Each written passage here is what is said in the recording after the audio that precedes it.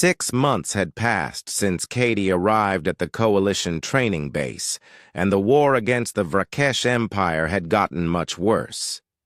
Even though she had successfully defended the base and introduced new tactical ideas to Coalition forces, the enemy continued to win ground across many star systems. The Coalition War Council was desperate for new strategies to stop the Vrakesh advance. Katie had finished her basic training and was now studying advanced tactical theory with some of the Coalition's best military minds. Her human way of looking at warfare continued to surprise and impress her instructors, but individual brilliance was not enough to win a war that covered the entire galaxy.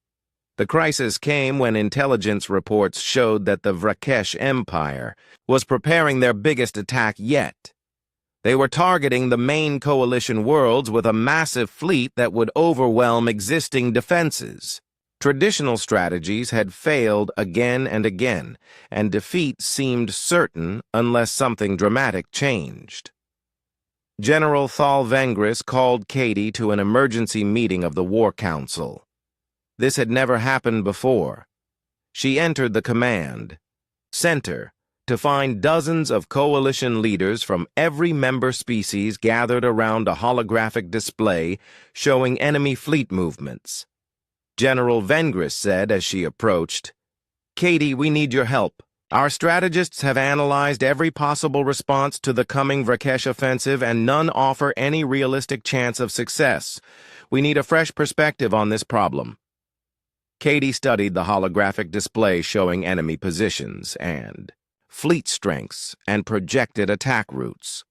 The Vrakesh strategy was impressive in its scope and coordination. It involved simultaneous strikes across 17 star systems designed to prevent Coalition forces from supporting each other. As she analyzed the enemy plan, Katie began to see patterns that reminded her of military campaigns from Earth history. The Vrakesh were using classic principles of mass and concentration, but they were also showing a fundamental weakness that her human background helped her recognize. Katie said after studying the display for several minutes, "Their command structure is too rigid. Every ship and ground unit depends on orders from Central Command. If you could disrupt their communications network, their entire offensive would collapse into chaos." Admiral Kesanath was an elderly Aquarian with centuries of military experience. He shook his head. "We have tried communication disruption tactics before, young one. The Vrakesh have backup systems and emergency protocols that make their network nearly impossible to break." Katie walked closer to the display and began pointing to specific locations throughout Vrakesh space. "You have been thinking about this wrong. You do not need to break their entire network permanently. You just need to create cascade failures at exactly the right moments." She began explaining a concept from human military theory called operational sequencing. Multiple small actions were coordinated to create much larger effects. By striking Vrakesh communication hubs in a specific order and timing, they could create a domino effect that would bring down the entire enemy command network just as their offensive reached its most important phase. The Coalition leaders listened with growing amazement as Katie outlined a plan that was both bold and elegant in its simplicity. It required precise coordination between forces across dozens of star systems and split-second timing, and the kind of three-dimensional thinking that human minds seemed naturally suited for. Admiral Kesanath admitted after Katie finished her presentation. "This plan could work, but it would require coordination beyond anything the Coalition has attempted before. The margin for error would be essentially zero." General Vengris studied the tactical display with his ancient eyes.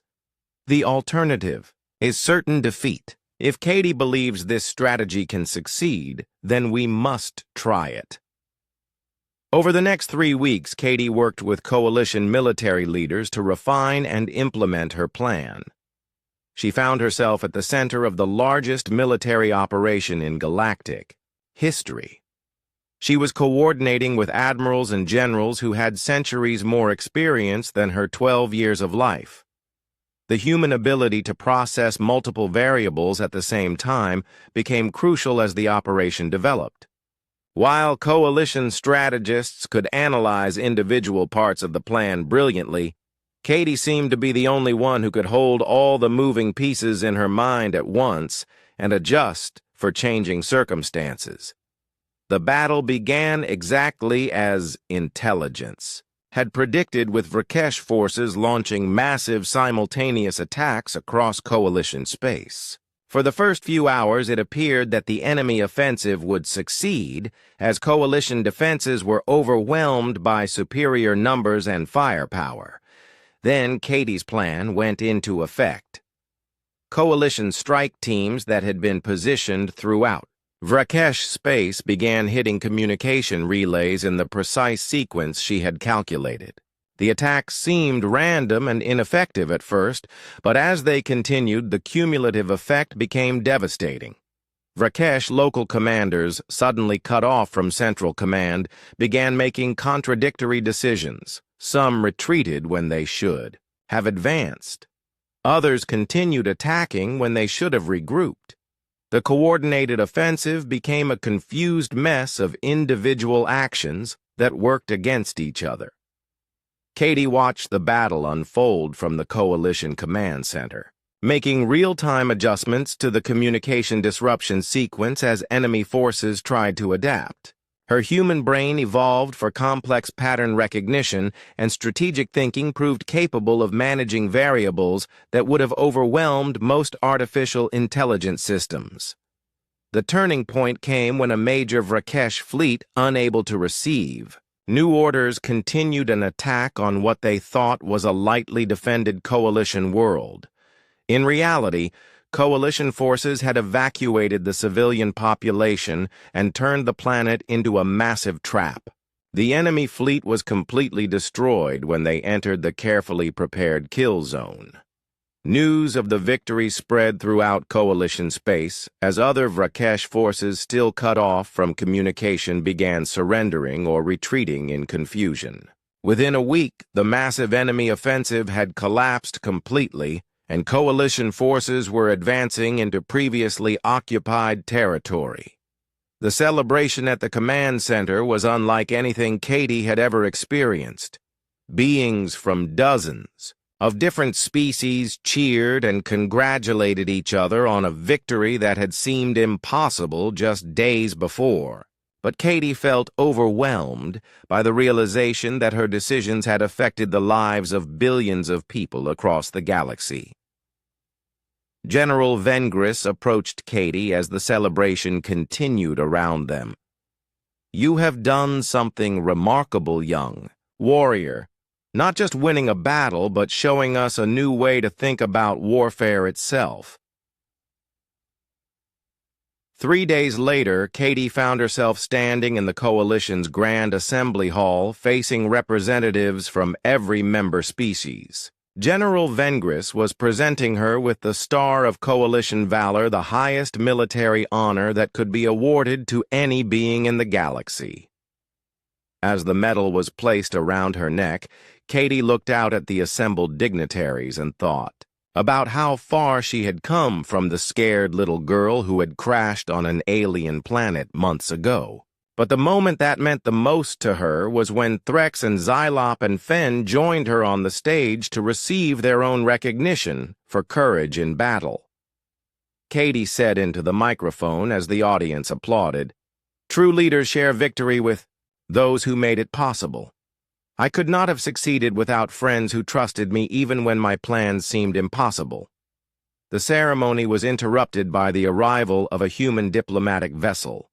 It was the first official Earth ship to visit Coalition space in decades.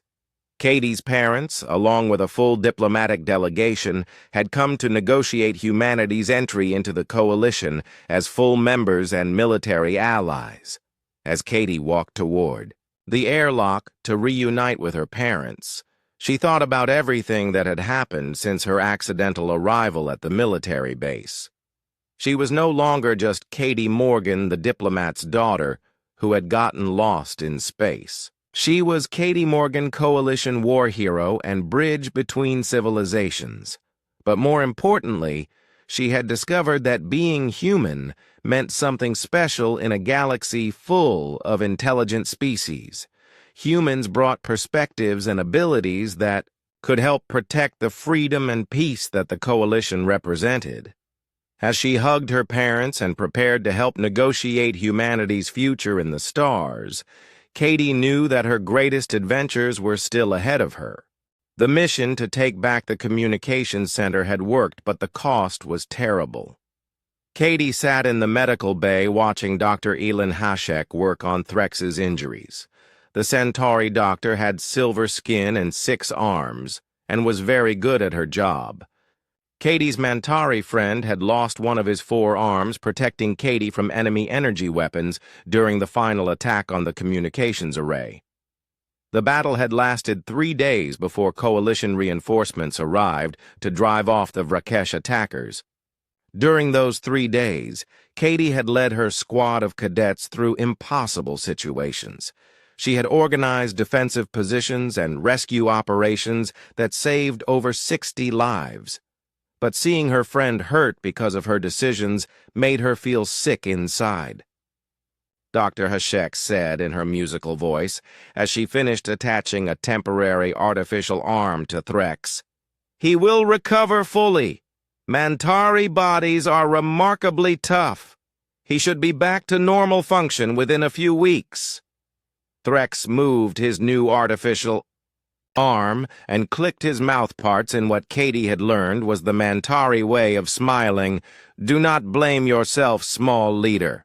I chose to follow you into battle because I believed in your tactical abilities. That choice saved many lives, including my own." Katie felt a little better, but she was still troubled by how the battle had affected all of them. Xylop had been damaged. When falling pieces cracked part of his crystal body, Fenn had worn himself out treating wounded Coalition soldiers with limited medical supplies. They had all changed during those 3 days of fighting. Dr. Hashek approached Katie with a medical scanner in one of her hands. "I need to do routine medical checks on all people who were involved in combat operations. This is standard procedure to look for injuries that might not be obvious right away." Katie nodded and sat still while the doctor moved the scanner over her body. But after a few moments, Dr. Hashek's expression changed from routine work to confusion and then to amazement. The doctor said, "These readings cannot be correct," and adjusted the scanner settings to try again. "The bone density measurements are impossible. The muscle fiber composition does not match any known species in Coalition databases." Katie felt worried that something might be wrong with her. "Am I sick, doctor? Did I get hurt during the fighting?" Dr. Hashek stared at the scanner display and then at Katie with her large silver eyes. "You are not sick, child. But these readings suggest that you are not from any species that the Coalition has seen before. Your body is unlike anything in our medical databases." The doctor called for more medical equipment and spent the next hour running detailed scans of Katie's body. With each test, she became more excited and confused. Finally, she asked Katie to tell her everything about her home planet and her species. Katie tried to explain about Earth and about human evolution and about the high gravity and dangerous environment that humans had learned to survive in. As she spoke, Dr. Hashek made lots of notes and asked many questions about human bodies and what humans could do. The doctor explained, "Your bone structure is 3 times denser than most Coalition species. Your muscle fibers are designed for strength and endurance that would be considered superhuman by our standards. Your nervous system processes information at speeds that approach our most advanced artificial intelligence systems." Katie was confused by all the technical terms, but she began to understand that humans were very different from the other smart species in the galaxy. Does this mean there is something wrong with me? Dr. Hashek shook her head strongly. There is nothing wrong with you, Katie, but your species appears to have evolved on what we call a death world. That is a planet so dangerous that only the strongest and most adaptable life forms can survive. Most coalition species evolved on planets with gentle environments and low gravity.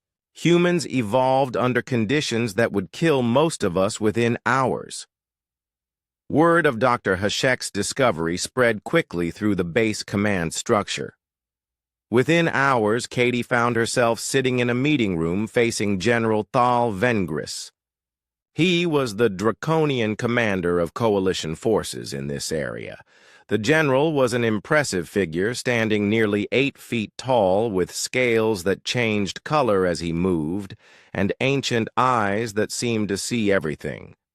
General Vengris said, in a voice that sounded like distant thunder, "So you are the young tactician who saved this base. And now we learn that you belong to a species we know almost nothing about. Tell me about your people, young warrior." Katie felt intimidated by the general's presence, but she tried to answer his questions honestly. She told him about Earth's history, and about human wars and conflicts, and about the military strategies and tactics that humans had developed over thousands of years of fighting each other. General Vengris listened with growing fascination as Katie described human military thinking. When she explained concepts like guerrilla warfare and psychological operations and combined arms tactics, the general's scales shifted to colors that meant deep thought and respect. The general observed, "Your species has been at war with itself for most of its history. This would explain your natural understanding of tactics and strategy. Most coalition species achieved peace early in their development and have little experience with actual warfare." Katie nodded and then asked a question that had been bothering her. "General, are there other humans in the galaxy?" "My parents said they were working on diplomatic missions, but they never told me much about other human colonies or settlements." The general's expression became more serious. "We made contact with human representatives several decades ago, but your species was considered too primitive for full membership in the coalition. Your home planet was classified as too dangerous for normal diplomatic relations. We never imagined that humans might have natural abilities that would make them valuable military allies." As the conversation continued, Katie learned that her parents had been part of a small group of human diplomats trying to establish better relationships between Earth and the coalition. The transport ship she had been traveling on was one of the first attempts at regular diplomatic exchanges. General Vengris said thoughtfully, "If humans have tactical abilities similar to yours, they could change the balance of power in our war against the Vrakesh Empire. But we would need to approach your people as equals, not as primitives to be studied or recruited." Katie felt proud that her species might be able to help the coalition, but she also felt the weight of responsibility. "What happens now, General? Do I continue training here, or do you send me back to my parents?" General Vengris stood up and walked to the window looking out at the base that Katie had helped save. "That decision is not mine to make alone, young Katie, but I suspect that your actions here have already begun to change how the galaxy views humanity. You have proven that humans can not only survive in our military forces, but excel beyond our expectations." The general turned back to face Katie with an expression that might have been a smile. "For now, you will continue your training here. But I believe that soon representatives from your home world will come to discuss a new relationship between humanity and the coalition. Your courage in battle has opened a door that has been closed for too long." Katie left the meeting feeling overwhelmed by everything she had learned. She was not just a lost human child anymore. She had become a bridge between two civilizations. and her actions would help determine whether humans and the Coalition could become true allies in the war against the Vrakesh Empire. 3 weeks into training, Katie had become famous among the cadets. She got the highest scores in every physical test and showed tactical thinking that impressed even the senior instructors. Her alien friends had gotten used to her unusual abilities, though they still did not fully understand where her skills came from. On this morning, Katie was leading her squad through an advanced combat simulation when alarms started going off throughout the base. These were not the normal training alarms that the cadets knew. These alarms were deeper and more urgent, and they made everyone stop what they were doing right away. Lieutenant Kessa Moral's voice came over the communication system, but it sounded different than usual. There was fear in her tone that Katie had never heard before. All cadets report to emergency stations immediately. This is not a drill. Repeat, this is not a drill. Katie and her squad ran toward the main building along with hundreds of other cadets. The instructors were running around giving orders and checking weapons that Katie had never seen them use before. Through the windows, she could see adult soldiers setting up defensive positions around the base. Commander Vex Talon appeared in the main hallway looking tired and worried. He gathered all the cadets together and explained the situation in a voice that was trying to stay calm but not doing very well. He said, "The Vrakesh Empire has launched a surprise attack on this sector. Enemy forces have broken through our outer defenses and are approaching this base. All senior combat personnel are being sent to the front lines immediately. You cadets will remain in the secured areas until evacuation transports arrive." Katie felt her heart start beating faster as she realized they were in real danger. This was not a training exercise or simulation. Actual enemy soldiers were coming to attack the base where she and her friends were learning to be warriors. The next few hours passed quickly with lots of activity. The cadets were moved to strong buildings in the center of the base, while the adult soldiers prepared defensive positions. Katie watched through armored windows as ships flew overhead and explosions lit up the distance. The war that had seemed far away was now happening right outside their door. Late in the afternoon, everything changed in an instant. A series of huge explosions shook the base as enemy artillery found their targets.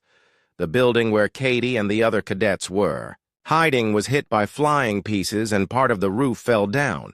Emergency lights came on as the main power systems failed.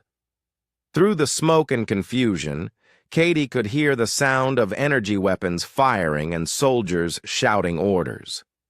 Lieutenant Kessa's morale came running into their shelter with blood on her, uniform and panic in her large eyes. She gasped. "The outer defenses have been broken. Enemy forces are inside the base.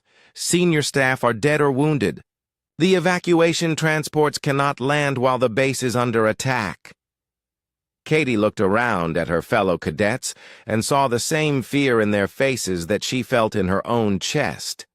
Threx was clicking his mouthparts nervously. Xylop's crystal body was flashing rapid color changes. Fen was making low sounds that meant he was afraid, but along with the fear, Katie felt something else growing inside her. It was the same feeling she got when playing strategy games back home, except this time the stakes were real. She found herself looking at the situation like it was a complex puzzle that needed to be solved. Katie asked, "Lieutenant, how many enemy troops have entered the base?" Kess Morale looked surprised by the question. "Intelligence estimates suggest a full company, perhaps 150 soldiers." "Why do you ask, cadet?" Katie stood up and walked to the window, looking out at the base layout that she had studied during her weeks of training. She could see enemy movement patterns and began to understand their attack plan. She said, "They are trying to capture the communications center and the command building. If they control communications, they can call in more troops and prevent our reinforcements from working together. The lieutenant stared at Katie with amazement. That is a very smart analysis for a cadet. How do you know about military strategy, Katie? Did not have time to explain about human military history and her love of tactical games. Instead, she turned to face the other cadets who were hiding in the damaged shelter. She told them, "We cannot just wait here for rescue. The enemy will find us eventually, and then we will be captured or worse. We need to do something to help our defenders." Threx raised himself up to his full height and crossed all four of his arms. "What can a group of cadets do against trained enemy soldiers? We have only received basic training." Katie thought about all the tactical knowledge she had learned from Earth military history. She remembered reading about situations where small groups of soldiers had defeated much larger enemy forces by using better tactics and taking advantage of knowing the local area. She said, "We know this base better than the enemy does. We have been training here for weeks. We know all the hidden passages, and the maintenance tunnels, and the blind spots in the security system. The enemy is fighting in a place they do not know." She walked over to a wall display that showed the base layout and began pointing to different areas. "If we can get to the communications center before the enemy captures it, we can work with our remaining defenders and call for help." Lieutenant Kesamaral shook her head. "That is too dangerous. You are just cadets, not soldiers." Katie looked at the lieutenant with determination that surprised even herself. "Respectfully, Lieutenant, we are the only hope this base has right now. The adult soldiers are fighting the main enemy force. Someone needs to stop the enemy from getting what they want." For a moment, everyone was quiet, except for the sounds of battle coming from outside. Then Threx stepped forward and placed one of his 4 hands on Katie's shoulder. The Mantari warrior said, "If small Katie is willing to risk her life for this mission, then I will follow her. She has shown wisdom beyond her years in our training exercises." Xylop's crystal body flashed bright colors as he joined them. "My engineering knowledge could be useful for getting into secured areas." Fen made his agreement sound. "My medical training might be needed if anyone gets hurt." Lieutenant Kesamaral looked at the group of young cadets and saw something in their faces that reminded her why she had become a soldier in the first place. "Very well. But I am coming with you. Someone needs to keep you alive long enough to complete this mission." Katie felt confident as she realized that her friends and instructor trusted her judgment. She began outlining a plan that combined everything she had learned about the base layout with tactical principles from human military history. They would use the maintenance tunnels to move without being seen through the base. They would avoid the main enemy forces and reach the communications center through a route that the enemy would not expect. It was dangerous and had little chance of success, but it was better than waiting to be captured. As they prepared to leave the safety of their shelter, Katie realized that this was the moment when her training would become real. Everything she had learned about strategy and tactics and leadership was about to be tested in actual combat. She was no longer just a 12-year-old girl who had accidentally ended up in military training. She was about to become a real warrior. The next morning started before the purple sun came up. Katie woke to loud sounds from speakers all through the building. Around her, the other cadets were getting out of bed and putting on exercise clothes. Threx helped Katie find the right uniform. Pieces, while Xylop explained they had 30 minutes to get ready for their first day of physical training. Katie followed her new friends outside to a big field where hundreds of alien cadets were gathering. Lieutenant Kesmaral stood in front of the group. She was an Aquarian with smooth green skin and large fins on her arms. She held a device that made her voice louder and began explaining the morning exercise routine. The first exercise was running around the field 5 times, which the lieutenant said was about 2 miles total. Katie watched as the other cadets started jogging at what seemed like a very slow pace. She easily kept up with them while barely breathing hard. Many of the alien cadets were already getting tired after just one time around the field. After running came push-ups and sit-ups and jumping exercises. Katie noticed that what the aliens thought was difficult was actually quite easy for her. When Lieutenant Kesmaral called for 50 push-ups, most cadets could only do 10 or 15 before their arms gave out. Katie finished all 50 and was not even breathing hard. Threx stared at her with his big compound eyes. "How are you so strong, small Katie? You are half the size of most cadets, but you move like a warrior twice your age." Katie tried to explain that on her home planet the gravity was much stronger, so everything here felt light and easy. But the translation device seemed to have trouble with her words, and Threx just looked more confused. Lieutenant Kesmaral noticed how well Katie did during the morning exercises. She made notes on her glowing tablet and watched Katie carefully during each activity. When the physical training ended, she called Katie over to speak privately. The lieutenant asked, "Cadet Katie, your abilities are unusual for someone of your size and age. Have you received genetic modifications or enhancement treatments?" Katie shook her head and tried to explain about Earth and human bodies, but again, the translation device made her words sound strange. The lieutenant wrote more notes and told Katie she would be watched closely during training. The rest of the morning was spent in classroom sessions learning about coalition military structure and alien species and basic warfare principles. Katie found herself understanding the concepts much faster than her classmates. When the instructor talked about flanking maneuvers and supply line management, Katie thought about similar tactics from Earth military history that her parents had let her study. During lunch, Fen asked Katie about her background. "You seem to know much about warfare for someone so young. Did your people train you from birth to be a warrior?" Katie laughed and explained that humans just like to study their own history, which happened to include lots of wars and battles. She told them about famous Earth generals and how human military thinking had developed over thousands of years. Her alien friends listened with fascination to stories of ancient battles and modern strategy. The afternoon brought survival training in the alien wilderness outside the base. Lieutenant Kesmaral led 20 cadets into the forest of giant mushroom trees and strange plants.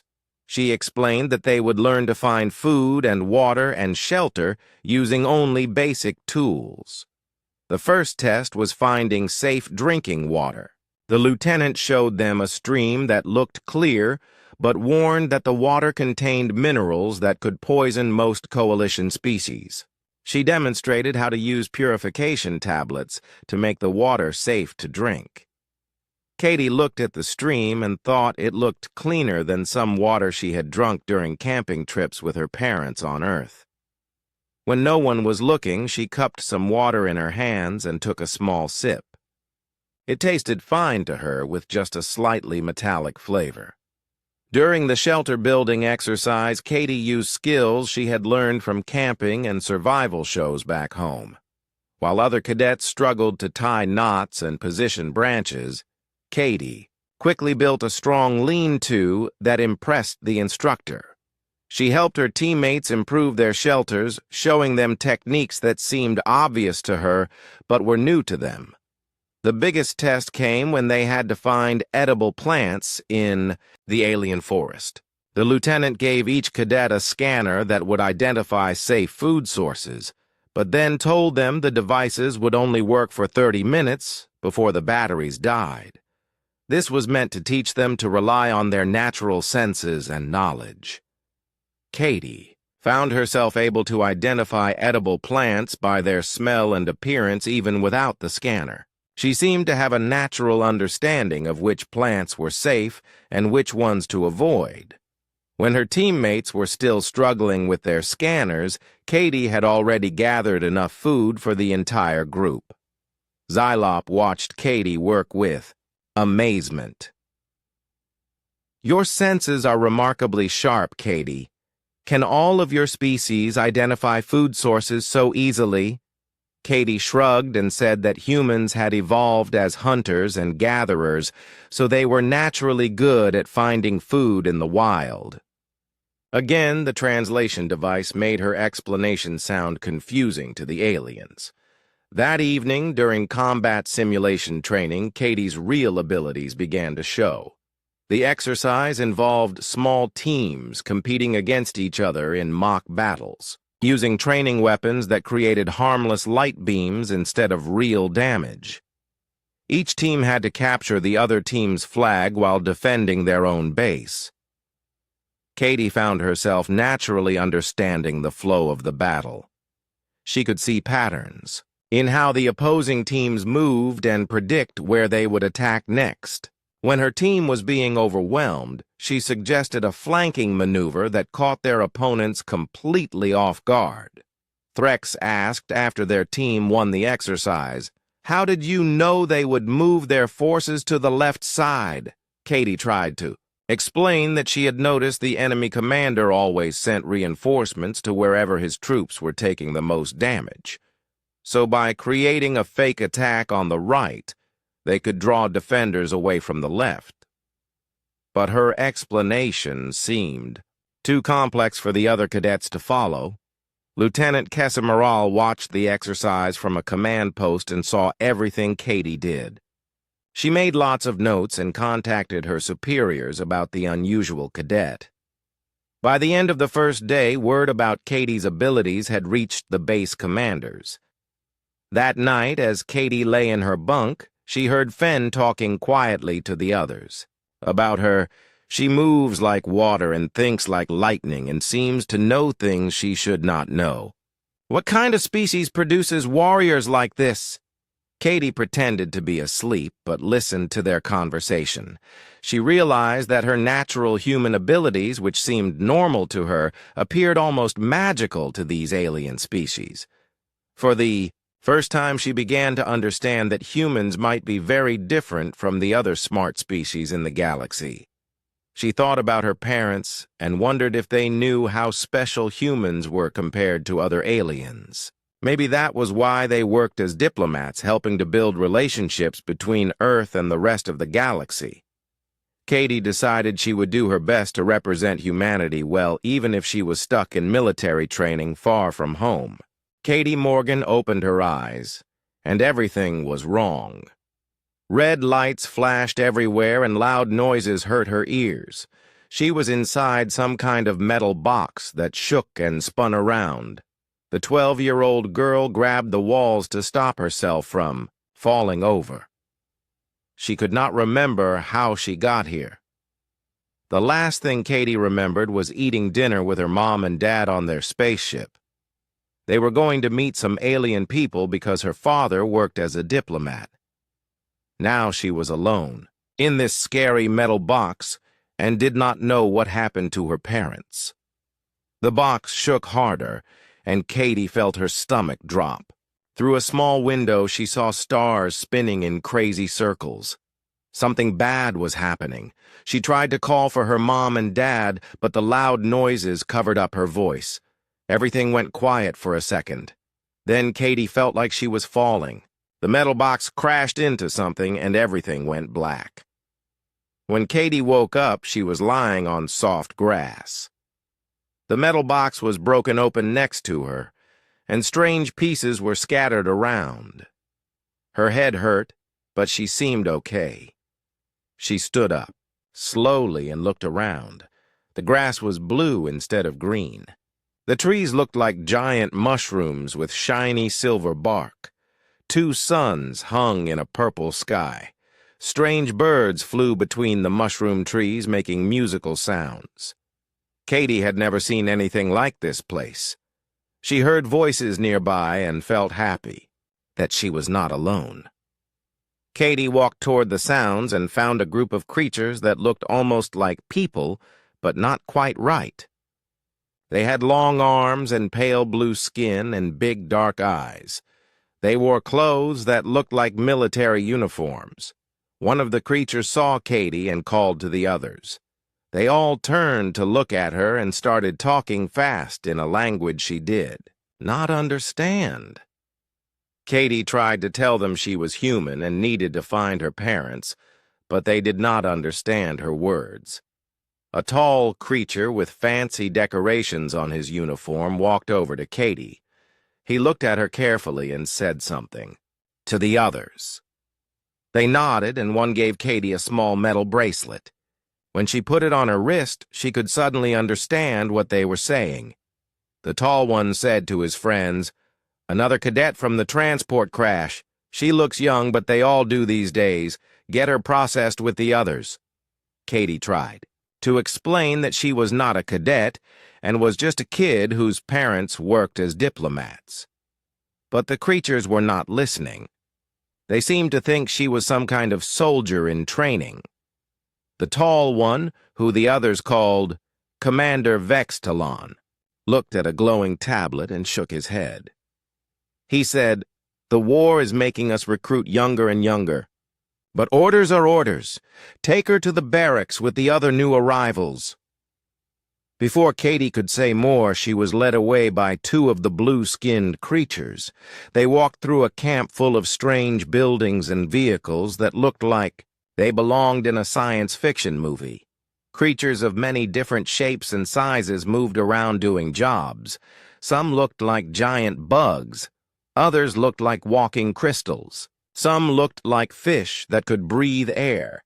Katie was brought to a long building that looked like army barracks from pictures she had seen. Inside were rows of beds and lockers.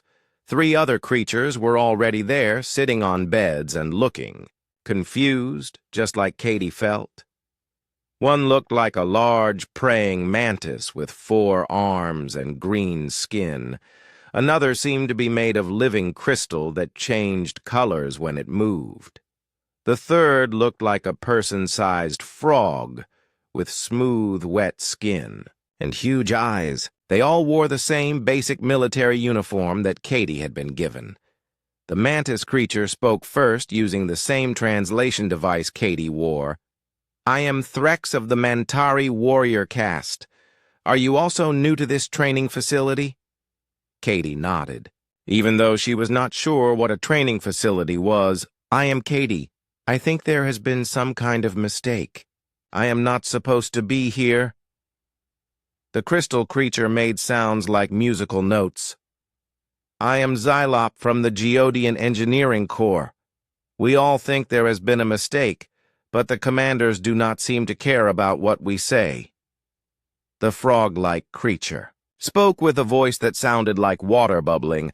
"I am Fen of the Aquarian Medical Division.